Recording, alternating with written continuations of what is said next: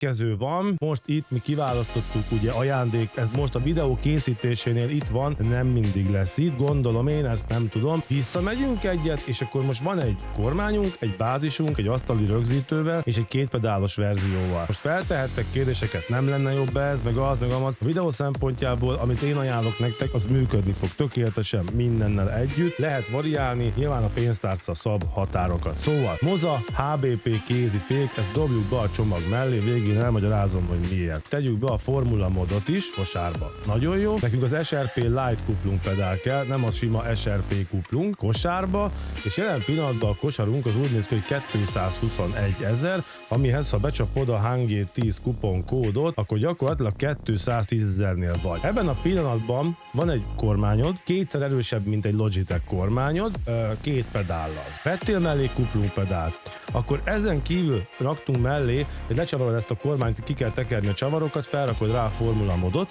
megvan akkor a formula a kormányod is gyakorlatilag, és megvan mellé egy kézifék.